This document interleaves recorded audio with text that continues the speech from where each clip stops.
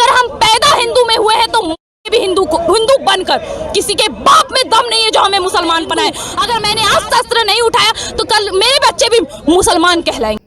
চলে আসলাম নতুন একটা ভিডিওর সাথে। তো আজকের ভিডিওটা খুবই গুরুত্বপূর্ণ হতে চলেছে, কারণ আজকে আমরা ইন্ডিয়ার খুশবু পান্ডেকে নিয়ে কথা বলতে চলেছি। তিনি আরেকটা নামে অনেক ফেমাস, বাদবু পান্ডে। তো গাইস, আপনারা কম বেশি মানুষ সকলেই খুশবু পান্ডেকে চিনে থাকবেন কিংবা ওর নামটা শুনেছেন। তো গাইস, যাই হোক, তো আমরা আজকে ওকে নিয়েই ভিডিওটা শুরু করতে যাচ্ছি। তো তারপরে ডাক্তার জাকির নায়েক গুরুত্বপূর্ণ এই বিষয় নিয়ে বয়ান দিলেন, তো এটাও আমরা শুনতে যাচ্ছি। তো গাইস, বেশি দেরি করবো না, তো চলো ভিডিওটা শুরু করি।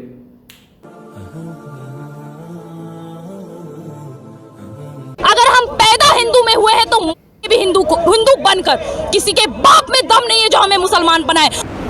आज अगर मैं शस्त्र उठाऊंगी तो कल मेरे बच्चे गर्व से कहेंगे कि मैं हिंदू हूँ। अगर मैंने आज शस्त्र नहीं उठाया तो कल मेरे बच्चे भी मुसलमान कहलाएंगे।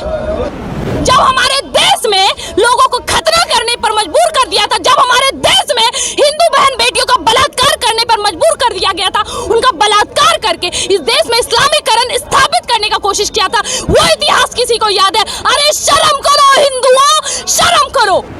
या इस देश को के युवाओं हिंदुओं ने चूड़ियां पहन ली, भूल गए क्या हमारे महाराणा प्रताप, वीर छत्रपति शिवाजी को, जिन्होंने हिंदुत्व के नाम पे आज जो हम मूर्ति पूज रहे हैं, आपको क्या लग रहा है इन मुगलों के बदौलत हम लोग सही सलामत रह पाते या हमारी मूर्तियां रह पाती? आज हम सीना ठोक के कह सकते हैं कि हम हिंदू है ना, तो वो हमारे देश में मौजूद राजाओं की वजह से। महेश मेहता है और मैं रिटायर्ड पर्सन हूँ। अभी कुरान शरीफ में लिख रहा है कि बस बिना वजह फसाद मत फैलाओ, शांति बनी रहे तो बनी रहने दो, या बिना वजह कत्ल भी मत करो। लेकिन आप दुनिया में देखते कि वर्ल्ड वॉर पहला और सेकंड में जितने लोग नहीं मारे गए, उतना रिलीजन के नाम पे मारे गए लोग। समझो हिंदू मुस्लिम है या ईसाई मुस्लिम है, सारे वर्ल्ड में, तो ये गलत नहीं है। और दूसरा एक बात बताने का है कि कई सालों पहले जब अयोध्या का वो हो गया था, तो जाकिर नायक ने मुझे बताया था कि अगर कोई हिंदू है मदद चाहता है तो मैं करेगा, हम लोग तभी मुझे बोला था। तो यही असली भाईचारा है ये आलमी।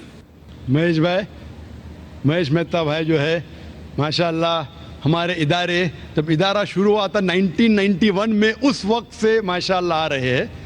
और उस वक्त जो कोई हमारे लाइब्रेरी में से सबसे ज़्यादा जो वीडियो कैसेट लेता था, कोई मुसलमान भी इसका मुकाबला नहीं कर सकता था माशाल्लाह। आज वो कह रहे कि रिटायर्ड है लेकिन टायर्ड नहीं है।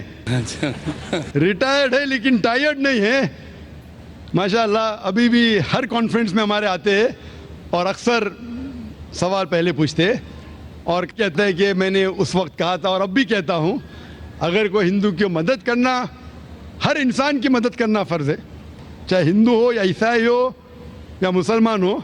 और अब भी माशाल्लाह हम हिंदुओं की मदद करते हैं और इंशाअल्लाह करते रहेंगे। और ये जो कॉन्फ्रेंस है, ये कॉन्फ्रेंस सबकी मदद कर रहा है, मुसलमान की भी, ईसाई की भी, हिंदू की भी।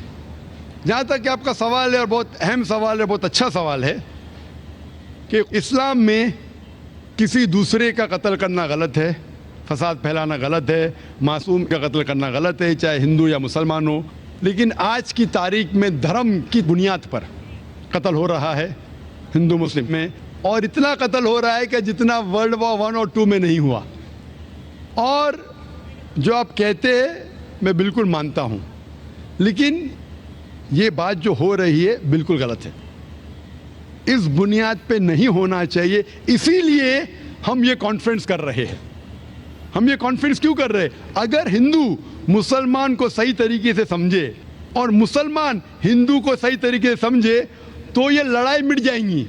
और आपने मेरे लेक्चर सुना होगा, इस टेररिज्म और मुस्लिम मोनोपोली, ये टेररिज्म मुस्लिम मोनोपोली जो है, उसमें मैंने कहा कि कोई धर्म नहीं सिखाता दूसरे धर्म वालों का कत्ल करना।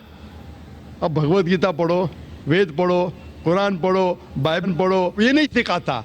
लेकिन मेरे नज़दीक ये मोनोपोली जो टेररिज्म की है, वो है पॉलिटिशियनों की। ये पॉलिटिशियन लोग जो है, ये आम तौर पे भड़काते हैं लोग को धर्म की बुनियाद पर, और हम मासूम लोग उनके भड़काव में आ जाते हैं।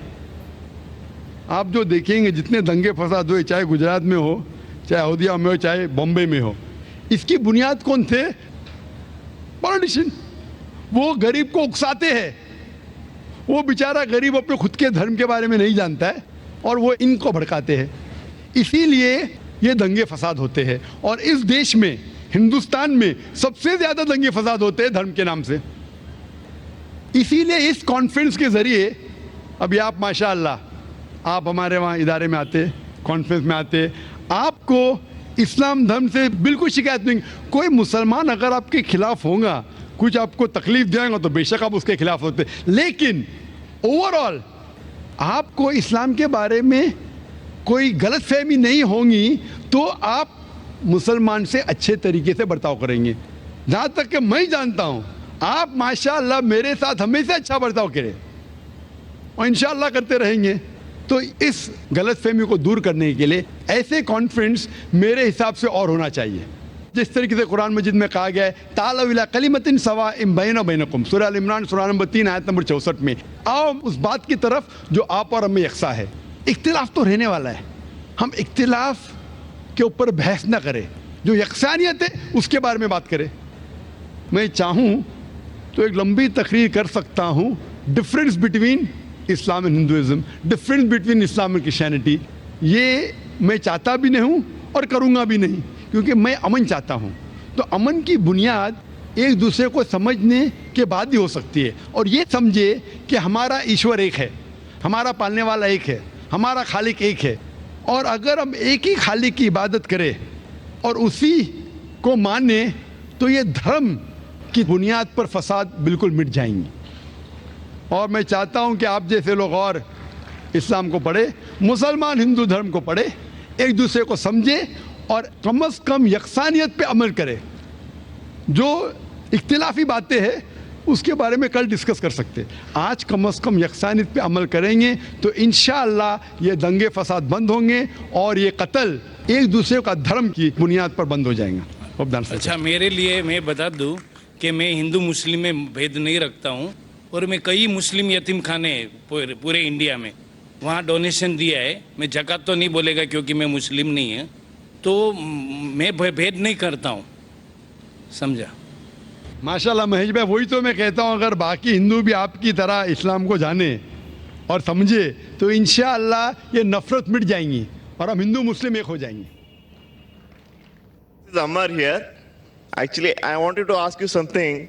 As of now, what I have gained certain knowledge about the Islam, every religion tells you if you hurt someone, you're bound to get hurt. In spite of that, there is major animosity between different religions in the whole world. So I wanted to know how can we eradicate that? भाई साहब ने जो सवाल पूछा है, ये सवाल महेश भाई ने सबसे पहले पूछा था कि हर धर्म अगर कहता है कि दूसरे धर्म को तकलीफ मत दो, लेकिन फिर भी इतना कत्ल हुआ धर्म के नाम पे, किस तरीके से इसको हम दूर कर सके। मैंने कहा कि अक्सर मेरे हिसाब से जितने दंगे फसाद होते हैं उसके जिम्मेदार पॉलिटिशियन हैं, अपनी जाति फायदे के लिए धर्म के नाम पे दंगे फसाद करते हैं। इसीलिए हर हिंदू, हर मुसलमान अगर अपनी किताब को सही तरीके से पढ़े और उसके ऊपर अमल करे, ये दंगे फसाद दूर हो जाएंगे। जिस तरीके से कुरान मजीद में लिखा है, सूरह इमरान में सूरह नंबर 3 आयत नंबर 64 में, तालव इला कलिमतिन सवाइम बैना बैनकुम, आओ हम उस बात की तरफ जो आप और हम में यकसा है। Is it because of certain misconceptions among people? भाई साहब ने पूछे कि क्यों गलतफहमी, इसके वजह से बिल्कुल सही। गलतफहमी इसलिए, अगर ये गलतफहमी दूर हो जाएंगी और हम एक दूसरे के धर्म को जाने तो हमें पता लगेगा कि सारे धर्म कहते हैं कि एक ही खुदा है, एक ही ईश्वर है, एक ही अल्लाह है और सिर्फ उस ईश्वर की इबादत करना चाहिए, उसके अलावा नहीं। इंशाअल्लाह भाईचारा बढ़ेगा और हम एक दूसरे को समझ पाएंगे और ये दंगे फसाद कत्ल बंद हो जाएंगे। তো বন্ধুরা, তোমাদের যদি এই ভিডিওর ব্যাপারে কিছু বলার থাকে তাহলে তোমরা কমেন্টে বলতে পারো। তো বন্ধুরা, আজকের মতন ভিডিওটা এই পর্যন্তই হতে যাচ্ছে, দেখা হবে নতুন একটা ভিডিওর সাথে।